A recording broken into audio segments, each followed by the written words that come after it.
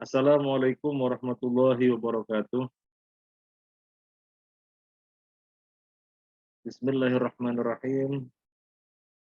Alhamdulillahi rabbil alamin. Wa bihi nasta'inu ala umuri dunya waddin. Wassalatu wassalamu ala asyrafil anbiya'i wal mursalin. Wa ala alihi wa ashabihi ajma'in. Wa la hawla wa la quwwata illa billahil aliyyil azim. Wa la hawla wa la quwwata illa billahil aliyyil azim. Wala haula wala quwwata illa billahil aliyyil azim. Tidak ada daya dan kekuatan kecuali dari Allah Al-Ali, zat yang maha tinggi, Al-Azim, zat yang maha agung. Para jamaah Ashabul Hijrah rahimahullah, alhamdulillah pada malam hari ini dengan izin Allah Azza wa Jalla kita dipertemukan di majelis, di forum yang mulia ini, yaitu majelis ilmu, forum yang di dalamnya kita bertafakuh fiddin, mengupayakan pendalaman terhadap ajaran agama kita sendiri. Kalau bukan kita yang melakukan pendalaman, lalu siapa yang akan melakukan? Maka bersyukurlah kepada Allah ketika Allah memberikan kepada kita semuanya nikmat taufik, sehingga kita tergerakkan untuk terus mengkaji, dan mengkaji. Dalam hal ini adalah kitab Tauhid yang ditulis oleh Syekh Muhammad At-Tamimi rahimahullah wa ghafara lahu wa lana wa liwalidina wa li asatidina wa li masyayikhina wa li jamil muslimin wal muslimat amin ya rabbal alamin. Sekarang kita memasuki bab 24, yaitu hukum sihir. Sihir secara bahasa apa? Sihir secara bahasa adalah ma khofa wala tofa sababuhu. Sesuatu yang tersembunyi dan sangat lembut sebabnya. Itu pengertian sihir secara bahasa. Sesuatu yang tersembunyi, sesuatu yang sangat lembut. Itu sihir secara bahasa. Makanya waktu terakhir dari malam namanya waktu sahur. Dari kata sin ha ro. Kenapa dinamakan waktu sahur? Karena tersembunyinya itu waktu. Secara umum manusia tidak dapetin waktu itu. Karena lagi enak untuk pulas-pulasnya tidur. Maka dinamakan sahur. Tersembunyi. Tersembunyi. Sesuatu yang dakik, yang lembut gitu ya.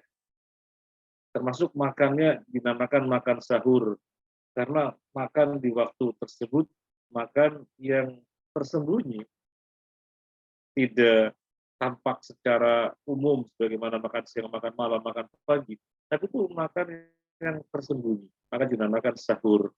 Nah, demikian juga sihir, sama berasal dari kata sin ha ro. Maka maksudnya sesuatu yang sebabnya itu sangat tersembunyi, sangat lembut. Ini pengertian sihir secara bahasa. Nah, adapun sihir secara syariat itu yang dibahas di dalam materi kita, yaitu sihir secara syar'i atau secara pengertian syariat, ada dua macam. Yang pertama, sihir yang berupa uqad, puhulan-puhulan, ikatan-ikatan, sama ruko yang berupa jampi-jampi. Jadi ini sihir jenis yang pertama, puhulan-puhulan, jampi-jampi, maksud saya mantra-mantra, bukan jampi-jampi, maaf, puhulan-puhulan, ikatan-ikatan dengan tali, kemudian mantra-mantra. Jadi ini jenis sihir yang pertama. Artinya untuk mendapatkan pengaruh yang diinginkan oleh tukang sihir, misalnya pengaruh berupa kejadian tertentu, pengaruh berupa munculnya sesuatu, dan sebagainya itu sangat lembut, sangat halus, berupa ikatan-ikatan atau mantra-mantra. Ini jenis yang pertama. Adapun jenis sihir yang kedua adalah dengan obat-obatan, dengan ramu-ramuan, dengan jampi-jampi, jamu-jamuan, obat-obatan, ramu-ramuan disuguhkan, dan dampaknya itu atau akibat yang dimunculkan itu sangat lembut sekali dalam waktu yang tidak terasa, berkepanjangan, tiba-tiba badannya digerogoti, digerogoti, digerogoti, lama-lama ambruk. Badannya tidak terasa dikurangi, efektivitas kerja organ tubuhnya tiba-tiba lumpuh dan seterusnya. Jadi yang ini melalui obat-obatan, ramu-ramuan, jamu-jamuan atau semacamnya. Ini jenis sihir yang kedua. Jadi secara syariat sihir ada dua macam, melalui bacaan-bacaan, yaitu pada buhul-buhul yang diikat-ikat sudah dibaca-baca, tali-tali yang diikat-ikat sudah dibaca-baca, atau melalui ramu-ramuan, obat-obatan, jamu-jamuan. Nah, kemudian hukum sihir. Apa hukum sihir? Setelah kita mengetahui sihir ada dua jenis, maka hukumnya juga ada dua. Sihir yang pelakunya dinyatakan kafir alias batal Islamnya. Yang kedua, sihir yang pelakunya tidak dinyatakan kafir, tapi berbuat kefasikan. Mana yang dinyatakan kafir? Ya, jenis yang pertama tadi, yaitu dengan ukot, dengan ikatan-ikatan, yang tali yang diikat-ikat, kemudian dibaca-bacain, atau dengan mantra-mantra, bacaan-bacaan tertentu, ya, bacaan-bacaan tertentu, di situ mengundang setan, kerjasama dengan setan. Ini jenis sihir yang kafir, yang pelakunya batal Islam. Adapun sihir jenis yang kedua, tidak sampai kafir, tetapi ini bentuk fasik yang mendatangkan permusuhan luar biasa, fasik yang mendatangkan kerusakan yang luar biasa. Jadi orang dikasih suguhan makanan tertentu, minum-minuman, ramu-ramuan, ya awalnya mungkin dirasakan ada apa-apa, tapi yang namanya sihir sebabnya kan sangat lembut, tersembunyi. Tiba-tiba lama-lama beberapa bagian anggota tubuh tertentu tidak berfungsi. Nah, jenis yang kedua ini tidak sampai batal Islam, tidak sampai, tetapi tentu dosa besar karena mencelakakan atau mencederai orang lain, mengganggu kemaslahatan orang lain. Nah, itu tentang masalah hukum. Kemudian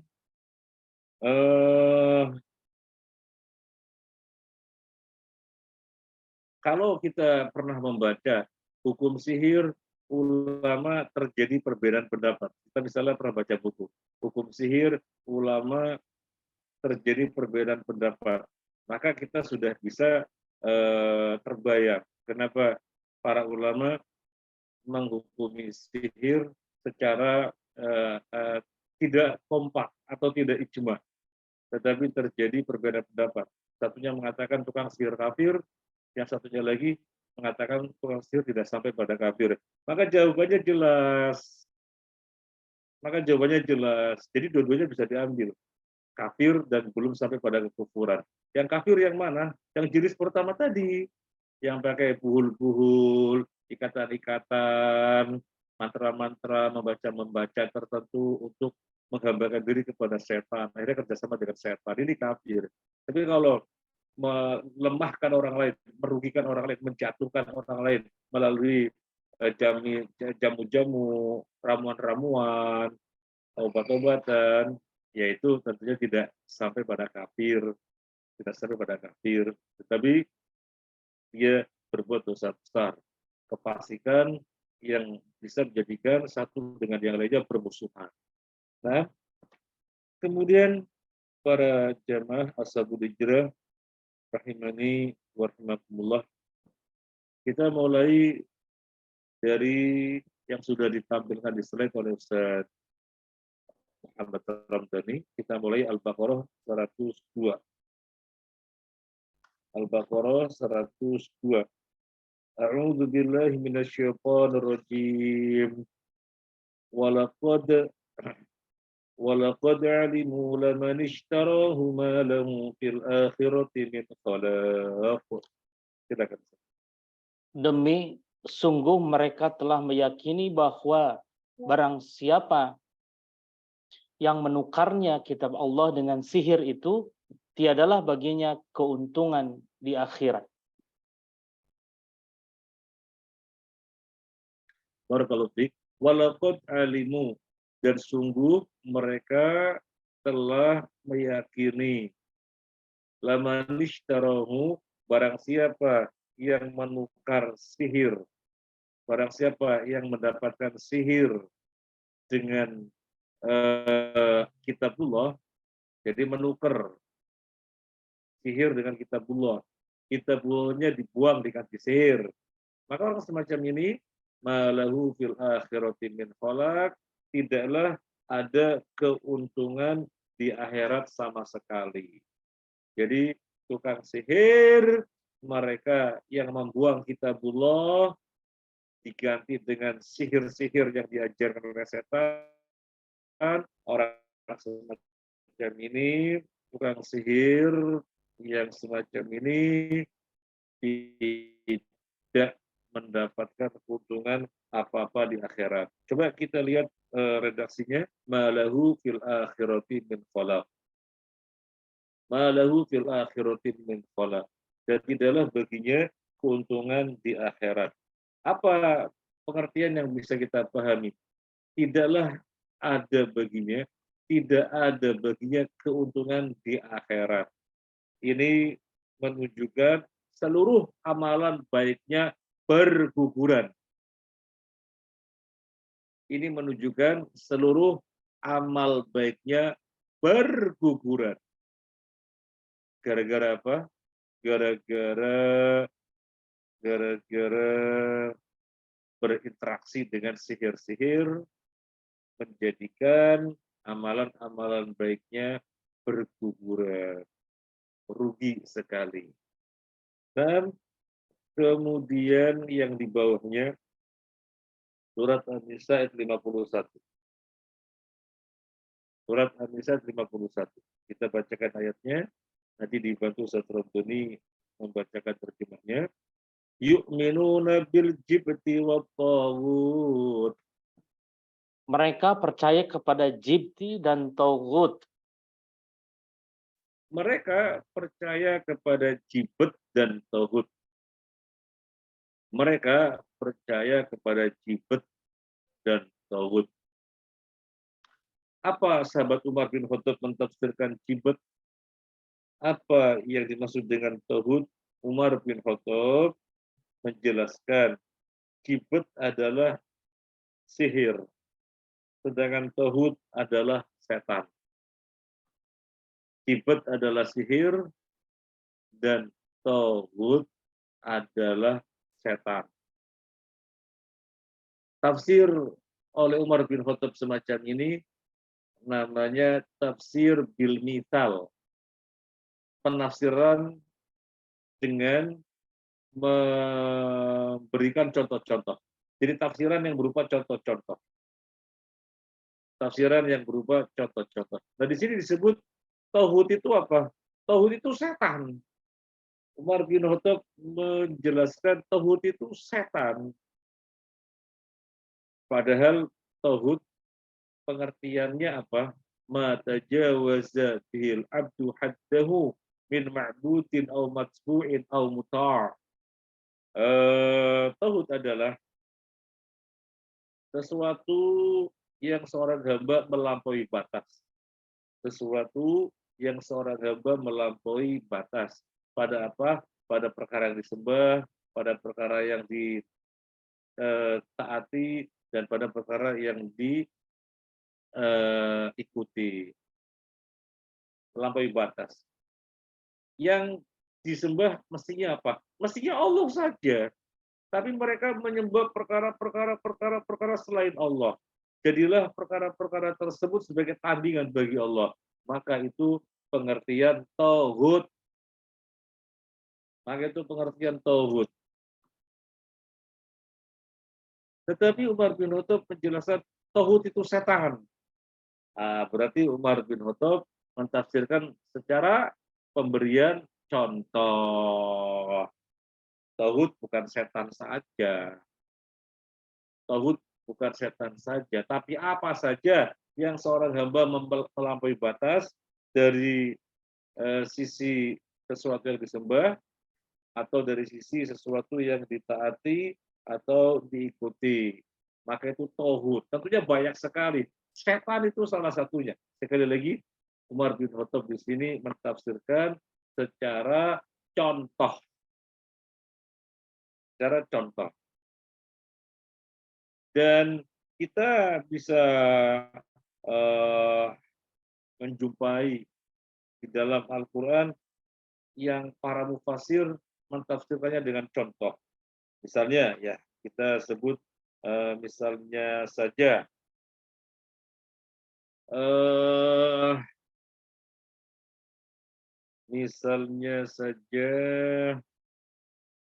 di dalam surat Fatir misalnya ya.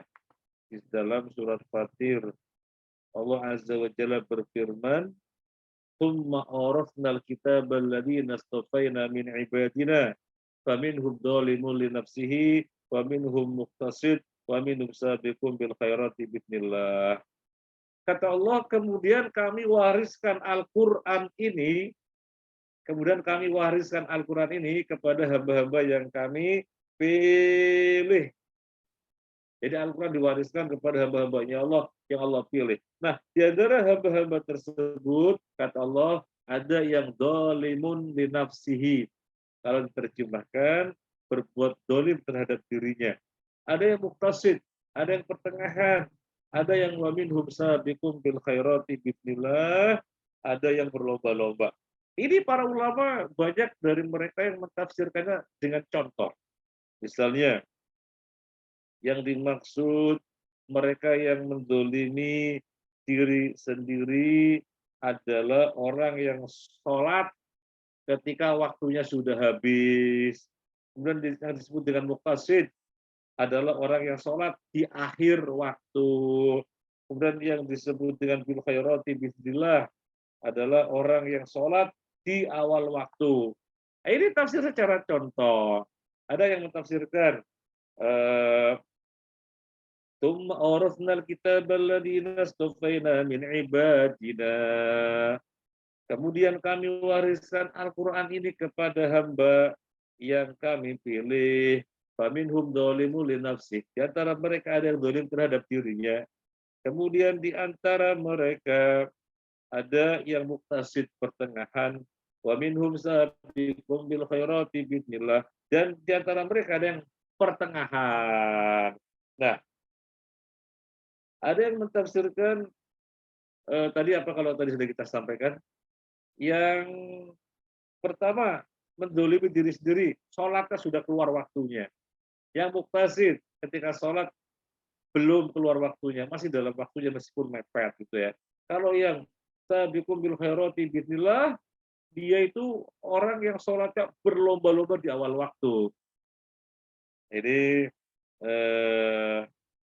contoh tafsir bil mithal. Ada yang mentafsirkan bahwasanya yang dimaksud dengan Dzalimun li nafsih. Kalau diterjemahkan, menzalimi diri sendiri. Orang yang tidak mengeluarkan zakat. Orang tidak mengeluarkan zakat. Padahal berkewajiban zakat, tapi tidak mengeluarkan zakat. Kemudian ada yang mentafsirkan muktasid dengan orang yang bersedekah berinfak biasa, tapi tidak mau zakat. Kemudian yang sabiqum fil khairati bismillah, orang yang tidak saja zakat, tapi juga ditambah infak, ibadah, infak. Jadi ini tafsirnya dengan tafsir bil misal. Oke, jadi tidak semua ulama ketika mentafsir ayat tertentu dengan penafsiran yang sifatnya kaidah, tidak selamanya. Tetapi kadang juga tafsir dengan menghadirkan contoh-contoh. Sehingga dengan pembahasan ini kita jadi paham. Kenapa ya? Tauhid itu kan banyak sekali. Pak Umar bin Khattab mentafsirkan tauhid dengan tafsir tauhid dengan tafsir setan. Nah, itu berarti tafsir dengan nyitau, tafsir dengan percontohan. Nah, kita baca ucapannya Jabir yang ada di buku. Dibantu Ustaz, dibacakan Ustaz ucapannya Jabir yang keras. Jabir berkata, Ya, Tauhid ialah para tukang ramal yang didatangi setan. Pada setiap kabilah ada seorang tukang ramal. Jabir radhiyallahu an mengatakan tauhid adalah para tukang ramal yang didatangi oleh setan. Tauhid adalah tukang ramal yang didatangi oleh setan. Pada setiap kabilah ada satu orang tukang ramal. Jadi mentafsirkan tauhid dengan apa? Mentafsirkan tauhid dengan setan. Padahal tauhid bukan saja setan. Tauhid bukan saja setan. Apa saja yang merupakan tandingan Allah, apa saja yang dijadikan tandingan bagi Allah, maka istilahnya semuanya adalah tauhid. Jadi banyak. Tetapi kenapa kemudian di sini disebutkan oleh Jabir bahwasanya yang dimaksud tauhid adalah setan? Sama jawabannya tadi. Ini tafsir dengan contoh. Ini tafsir dengan contoh. Nah, sekarang kita lanjutkan yang berikutnya. Baik Ustaz, monggo Ustaz. Ustaz Ramdhani. Ijtanibu as-sab'a al-mubiqat. Qalu ya Rasulullah wa ma hunna? Qala asyirku billah wa sihru wa qatlu nafsin allati haramallahu illa bil haqq wa aklu riba wa aklu malil yatim wa tawalli yawmaz zahab wa qadful musanatil ghafilatil mu'minat. Jauhilah 7 perkara yang membawa kepada kehancuran. Para sahabat bertanya, apakah ketujuh perkara itu, wahai Rasulullah Sallallahu Alaihi Wasallam? Beliau Sallallahu Alaihi Wasallam menjawab, yaitu syirik kepada Allah Subhanahu Wa Taala, sihir, membunuh jiwa yang diharamkan Allah Subhanahu Wa Taala kecuali dengan sebab yang dibenarkan agama, memakan riba, memakan harta anak yatim, membelot, desersi dalam peperangan, dan melontarkan tuduhan zina terhadap wanita-wanita mukminah yang terjaga dari perbuatan dosa dan tidak tahu menau dengannya. Barakallahu fiik. Para jamaah ashabul hijrah rahiman wa rahimakumullah, kata Nabi sallallahu alaihi wasallam, ijtanibu as-sab'a al-mubiqat. Jauhilah oleh kalian 7 perkara yang membinasakan, 7 perkara yang menghancurkan. Kata Nabi ada berapa? Kata Nabi ada 7. Jauhilah 7 perkara yang membinasakan. Nah, para jamaah rahimani wa rahimakumullah. Yang pertama yang disebutkan apa? Yang pertama yang disebutkan adalah syirik. Jelas, syirik adalah dosa yang tertinggi, yang nggak ada yang lebih tinggi lagi. Maka ketika Nabi bersabda, hindarilah 7 perkara yang membinasakan. Maka ketika mereka bertanya, apa itu ya Rasulullah 7 perkara yang membinasakan? Nabi menjawab yang pertama syirik, kemudian yang kedua sihir. Jadi sihir termasuk 7 perkara yang membinasakan. Sekali lagi, sihir merupakan salah satu dari 7 perkara yang membinasakan. Nah, Ma'asyiral muslimin rahimani wa rahimakumullah. Nanti selebihnya bisa kita bahas, kan ada 7 macam ya. Ada 7 macam. Tapi kita sebut sihir dulu. Yang sesuai dengan tema kita. Bahwasanya sihir termasuk 7 perkara yang membinasakan. 7 perkara yang menghancurkan. Menunjukkan dosa besar yang tersendiri. Dosa-dosa besar yang tersendiri. Karena disebutnya dengan perkara yang membinasakan. Kemudian kalau kita perhatikan redaksi hadis ini, apa kata Nabi? Hindarilah 7 perkara yang membinasakan. Jadi Nabi menyebut 7. Ini tujuannya untuk apa? Ini di antara pendidikan Nabi. Untuk menjadikan anak didiknya konsentrasi terlebih dahulu. Hindarilah 7 perkara yang membinasakan. Maka para sahabat fokus, wah 7 perkara. Ketika Nabi menyebut yang pertama syirku billah, wah ini yang pertama syirik. Apa yang kedua nih? Apa yang ketiga nih? Dan seterusnya. Jadi dengan mengatakan tujuilah jauhilah 7 perkara yang membinasakan. Ketika Nabi sudah menyebut 5, wah masih ada 2 lagi nih. Ketika Nabi sudah menyebut 3, masih ada 4 lagi nih. Jadi membuat para sahabat fokus. Maka guru yang bagus adalah guru yang demikian, membuat murid bisa fokus. Dengan cara diberikan pertanyaan di awal sebelum masuk ke pelajaran, ini yang dilakukan Nabi Shallallahu Alaihi Wasallam. Baik, jadi dari 7 perkara yang membinasakan itu, salah satunya adalah sihir yang kita bahas ini. Salah satunya adalah sihir. Baik. Kemudian yang berikutnya kita bacakan hadis marfu dari Jundab. Hadis marfu dari Jundab radhiyallahu an. Haddus sahir durbatun bisayf. Hadnya tukang sihir adalah dipukul dengan pedang. Hadnya tukang sihir adalah dipukul dengan pedang. Maksudnya apa dipukul dengan pedang? Ya, bukan dipukul sekedar pingsan, bukan begitu. Tapi durbatun bisayf itu maksudnya dibunuh. Hadnya tukang sihir adalah dibunuh. Adalah dibunuh, durbah. Jadi bukan dengan bagian pisau yang tidak tajam, ya bukan. Bukan itu maksudnya. Tapi durba pengertiannya adalah lebih dari itu, ya, membunuhnya. Jadi hukuman tukang sihir itu dipenggal lehernya, lebih pas dipenggal lehernya. Berarti dibunuh, berarti dibunuh. Berarti dibunuh. Menunjukkan apa? Tukang sihir kafir. Hanya dibunuh.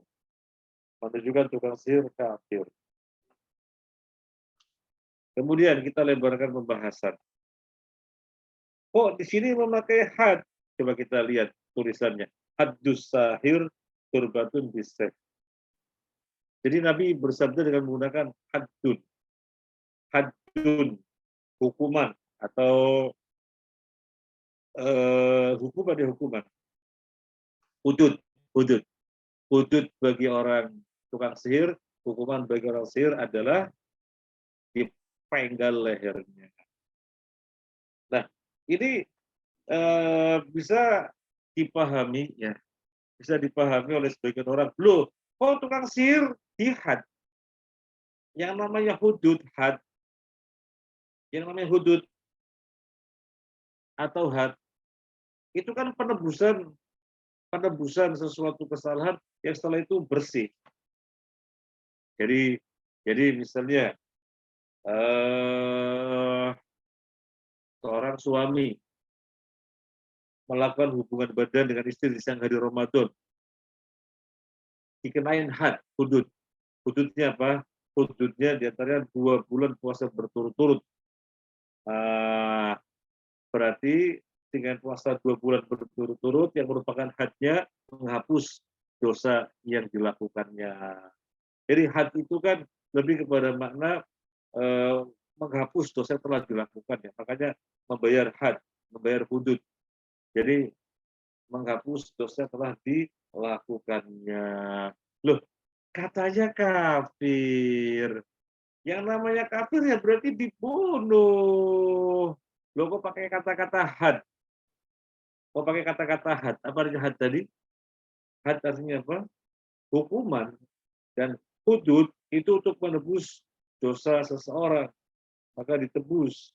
Itu istilahnya hudud. Itu istilahnya hudud. Jadi fungsi hudud membersihkan dosa telah diperbuat.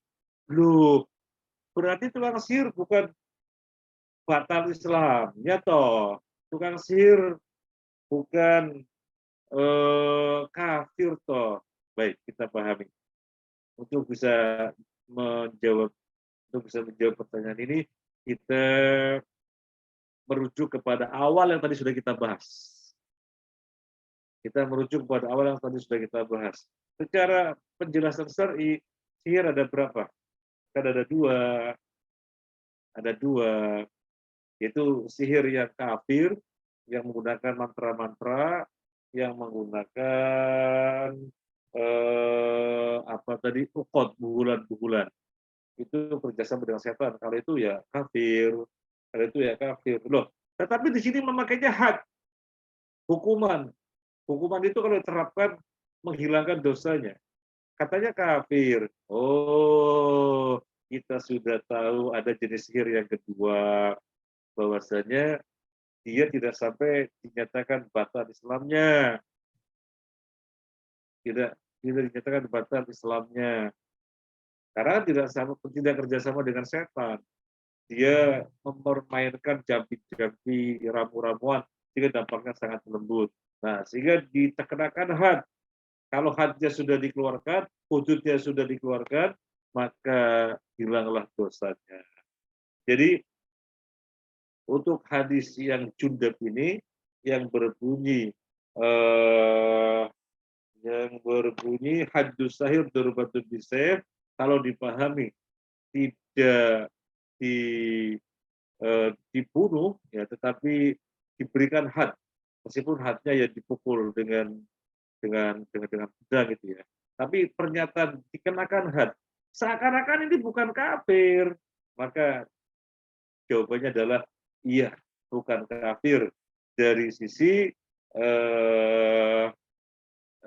bukan kafir dari sisi sihir yang menggunakan jampi-jampi jampi-jampi lagi ya, jampi-jampi benar, jamu-jamuan maksudnya, jamu-jamuan, ramu-ramuan begitu. Baik, jadi saya sudah jelas kenapa sihir yang katanya kafir kok redaksinya pakai hudud.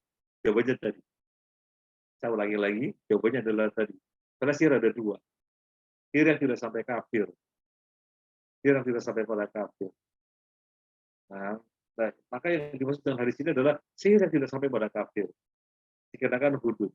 Adapun sihir yang nyata-nyata kafir, maka dibunuh karena dia batal Islamnya, alias murtad, alias kafir.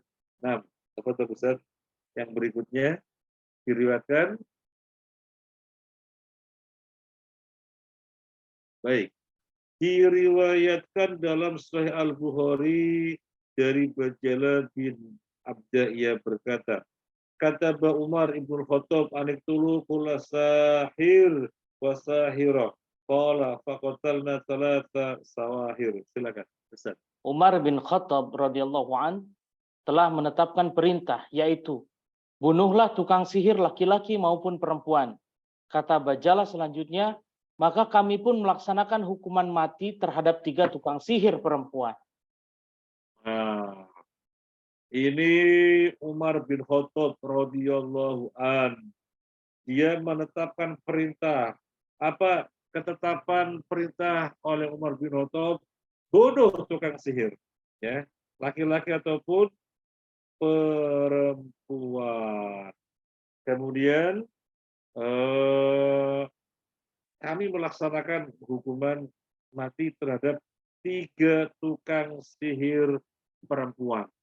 Jadi pada zaman Umar bin Khattab, ketika beliau menginstruksikan tukang sihir dibunuh, entah laki-laki kita perempuan yang jelas tukang sihir dibunuh. Maka yang mengalami zaman ketika itu dan menyaksikan langsung bahwasanya telah ada 3 tukang sihir wanita yang dibunuh di zaman Umar bin Khattab. Kenapa dibunuh? Jawabannya apa? Menunjukkan batal Islam. Satunya lagi, kenapa disebut dengan hudud, had? Kan menunjukkan tidak batal. Kalau disebut dengan had, ia tidak bertentangan. Karena yang menunjukkan tidak batal, sihir itu ada 2. Yaitu sihir satunya lagi, sihir yang dampaknya dirasakan sangat lembut sekali, tiba-tiba kena dampaknya gitu ya. Nah, sihir yang semacam itulah yang tidak sampai pada kafir sehingga dipukul dengan pedang. 6. Jadi ini riwayat dari Bajalah bin Abdah, ini informasi bagi kita bahwasanya sudah ada di dalam perjalanan sejarah Islam tukang sihir dibunuh. Itu pada zaman Umar bin Khattab radhiyallahu anhu. Itu tukang sihir dibunuh menunjukkan kafir. Baik, Ustaz yang berikutnya sudah habis? Sudah habis? Sudah Nah, habis, Ustaz. sudah habis.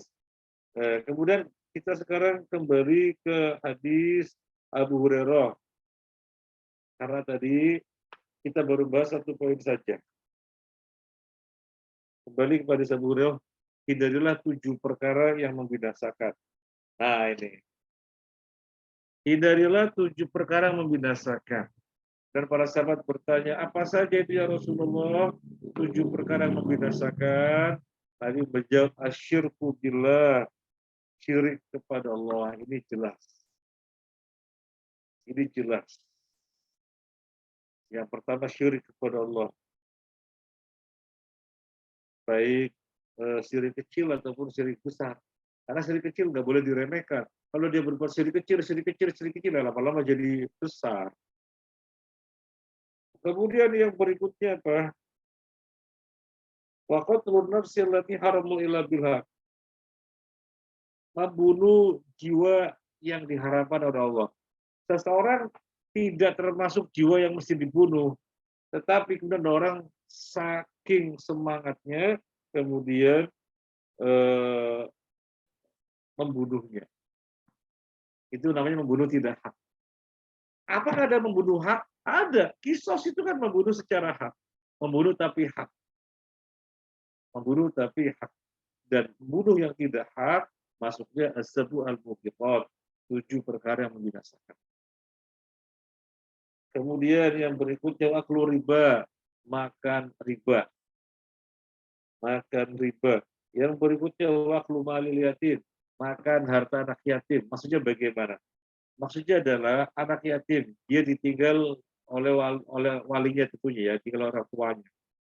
Dia oleh orang tuanya, sehingga dia hidup bersama ibunya misalnya. Ya. Kemudian dia memiliki harta si yatim ini, sama orang dimakanin, hingga berkurang. Nah, ini yang namanya makan harta anak yatim, ini dosa besar. Ini termasuk perkara yang membinasakan. Kemudian yang berikutnya, tapi sebelum kita lanjut, boleh nggak hartanya anak yatim ada orang mengelolanya sampai berkembang, dan dia mengambil upah? Boleh apa tidak? Boleh apa tidak? Jadi memanfaatkan hartanya orang yatim, memanfaatkan hartanya anak yatim. Jadi biar berkembang, biar banyak, biar tidak diam saja hartanya, tapi kemudian dia mengambil upah. Jawabannya boleh apa tidak? Jawabannya adalah boleh. ketika dia mengambil yang wajar. Sekarang sekiranya ngundang orang, ya, dia akan dibayar berapa? Sekiranya ngundang orang untuk mengelola hartanya akan digaji berapa? Wajarnya 1 juta misalnya, maka dia bisa mengambil 1 juta. Karena kalau ngundang orang juga mesti bayar, wis nggak usah ngundang orang lain, saya sajalah sebagai keluarganya. Maka ngambil dari situ yang wajar boleh, boleh, yang wajar boleh. Baik upahnya, karena telah mengembangkan hartanya. Tapi kalau tidak demikian, hanya makan-makan dan makan dari hartanya yatim, maka ini termasuk 7 perkara yang membinasakan. Yang berikutnya apa? Watawalli yaumaz zahab. Lari dari peperangan ketika sedang berkecamuk. Lari dari peperangan ketika sedang berkecamuk. Jadi muslim sama kafir yang berkecamuk dan lari ngacir. Ini dosa besar. Termasuk 7 perkara yang membinasakan. Dan yang terakhir, waqadful musanatil ghafilatil mu'minat. Menuduh wanita baik-baik berbuat zina. Menuduh wanita baik-baik berbuat zina. Ini termasuk 7 perkara yang membinasakan, yang bahaya sekali pelakunya. Nah, mungkin ada yang perlu didiskusikan, Ustaz. Apa itu, Ustaz? Baik, alhamdulillah jazakallahu khairan Ustaz atas penyampaian materinya. Alhamdulillah sudah tuntas dibahas oleh Ustaz di bab yang ke-24. Tidak terasa Ustaz ya, kajian kita sudah di bab 24 Ustaz. Sudah sekitar 2 tahun berjalan Ustaz, alhamdulillah ya. Bapak Ibu, untuk sesi ini adalah sesi diskusi. Silakan Bapak Ibu bisa melayangkan pertanyaan melalui kolom chat ini ataupun bertanya langsung kepada Ustadz. Ustadz masih tersambung? Sepertinya sinyalnya agak drop, Ustadz.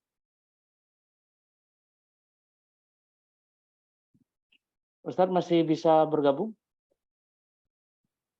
Gimana, Ustaz? Ustadz masih tersambung? Sepertinya sinyal Ustadz agak menurun. Suaranya kecil ya? Ya, sinyalnya Ustadz agak drop, Ustadz. Oh, iya, ini memang kayak seperti biasanya. Ya, baik. Tapi suara saya masih terdengar, Ustadz. Suara apa? Suara saya masih terdengar, Ustadz, jelas? Oh iya, terdengar, Ustaz. Oh ya, baik. Cuma ya kecil memang. Ya, ya. Kami memantaunya sinyal Ustadz agak sedikit drop ini, Ustadz. Di sana mungkin. Ya. Qadarullah, Ustadz. Ada pertanyaan, Ustadz, melalui medsos kita Monggo. terkait dengan hukum sihir ini. Jadi pertanyaannya adalah, Assalamualaikum warahmatullahi wabarakatuh, Pak Ustadz. Assalamualaikum warahmatullahi wabarakatuh. Pada hadis-hadis tadi yang sudah disampaikan oleh Ustadz bahwa tukang sihir itu adalah dipenggal lehernya. Apakah ini bisa diterapkan di hukum positif di Indonesia, Ustadz? Hukum ini. Yang mau diulangi, Ustaz? Tadi dari hadis yang disampaikan di dalam kajian kita bahwa hukum untuk tukang sihir adalah dipenggal lehernya oleh pedang. Apakah ini bisa diterapkan di hukum positif ketika di Indonesia, Ustaz? Ini kita berbicara hukum Allah, hukum yang sesungguhnya untuk diterapkan. Karena hukum Allah adalah satu-satunya hukum yang wajib diterapkan. Kenapa demikian? Karena Allah lah yang menciptakan manusia dan Allah yang menciptakan kehidupannya, mana yang maslahat, mana yang mudarat, Allah yang paling tahu. Karena dia yang menciptakan semuanya itu, manusia dan kehidupannya, maka sesungguhnya dia saja yang harus menetapkan syariat. Oleh karena itu, seluruh syariat yang telah ditetapkan wajib direalisasikan oleh manusia. Kalau kemudian ada suatu negara yang tidak menerapkan, ya dikembalikan kepada mereka, pemerintahnya atau penguasanya. Kenapa tidak diterapkan? Maka tentunya semuanya akan dimintai pertanggungjawaban di hadapan Allah. Kalau misalnya pemerintahnya atau penguasanya tidak menerapkan. Wis kita saja jamaah masjid, misalnya gitu. Wis kita saja komunitas suatu perumahan, nggak boleh. Karena ini wilayah pemerintah, wilayah kekuasaan. Maka tidak boleh mentang-mentang kita tahu orang tukang sihir ini dipegang lehernya, kemudian kita apa namanya seret dia di tengah lapangan ditonton, dia dipegang lehernya, nggak boleh. Karena ini adalah ranahnya pemerintah, ranahnya penguasa. Kalau penguasa pemerintah tidak melakukannya, ya urusan mereka di hadapan Allah Azza wa Jalla. Kalau pertanyaannya apakah di Indonesia bisa diterapkan, Allah alam bisa apa tidak gitu ya. Ya jelas inilah hukum Allah Azza wa Jalla. Seperti pencuri diapain? Pencuri potong tangan. Apakah di negeri kita kemudian diamalkan? Kan tidak gitu ya. Tapi inilah hukum Allah. Nah, demikian Ustaz. Baik, alhamdulillah jazakallahu khairan Ustaz atas pertanyaannya. Oh, ada tambahan. Berarti itu juga termasuk untuk hukum rajam bagi pezina ya Ustadz. Jadi itu dikembalikan ke ulil amri mungkin gitu ya Ustadz. Suaranya kecil Ustaz.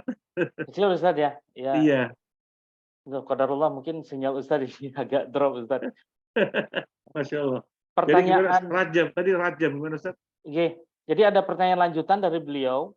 Berarti sama halnya dengan hukuman rajam bagi pezina ya Ustadz, Oh iya betul dikembalikan ke sekali. ulil amri begitu. Betul sekali. Itu hukum dari Allah. Apakah diterapkan? Apakah diterapkan? Ya itu berpulang kepada suatu negara yang menjalankan apa namanya pelaksanaan ya sebagai pelaksana ya untuk berputarnya kehidupan berbangsa dan bernegara, yaitu penguasa atau pemerintah, terserah mereka. Tapi ini hukum Allah yang sesungguhnya harus ditegakkan. Nah, Baik, alhamdulillah. Pertanyaan tidak ada lagi Ustadz, sudah habis yang disampaikan. Jadi insya Allah mungkin ini sudah kita berada di penghujung acara. Semoga Allah mudahkan kembali kita bertemu di bulan depan, melanjutkan di bab 26 yaitu bab 25 tentang macam-macam sihir ya Ustadz. Kemudian disambung bab 26-nya adalah tentang dukun, tukang ramal, dan sejenisnya, berarti pelaku-pelakunya. Baik Ustadz, untuk menutup perjumpaan kita, kami mohon Ustadz untuk memberikan nasihat atau kesimpulan dari kajian ini, sekaligus menutup dengan doa kafaratul majelis. baik para jamaah rahimakumullah, demikian yang bisa kita kaji bersama. Terima kasih atas kebersamaannya. Mohon maaf atas hal-hal yang kurang berkenan, mungkin terlihat saya agak kelelahan gitu ya. Iya, mohon maaf sebesar-besarnya. Memang lumayan terasa lebih lelah. Ya, tapi semoga tetap bisa ditangkap, bisa dipahami tentang permasalahan sihir ini, di mana dia termasuk wujud dari perkara yang membinasakan, alias dosa besar. Kita akan mengomentari sedikit, ya akan mengomentari sedikit. Padahal dia dosa besar, bahkan jenis tertentu sihirnya sudah menjadikan pelakunya batal Islamnya, sehingga mesti dibunuh. Tapi di negeri kita, tukang-tukang sihir malah rating acaranya di televisi malah tinggi. Orang senang dengan acara-acara sihir. Ini sangat memprihatinkan sekali. Sangat memprihatinkan sekali. Semoga Allah memberikan kita taufik untuk terhindar dari sihir. Semoga Allah memberikan kita taufik untuk tidak pernah bersinggungan dengan sihir. Semoga Allah memberikan kita taufik sehingga mereka tukang sihir bertaubat kepada Allah Azza wa Jalla, sehingga tidak ada tukang sihir sama sekali. Bersih ini negara dari tukang-tukang sihir. Jazakallahu khairan. Ini saja dari saya. Subhanakallahumma wa bihamdika asyhadu an la ilaha illa anta astaghfiruka wa atubu ilaik. Assalamualaikum warahmatullahi wabarakatuh.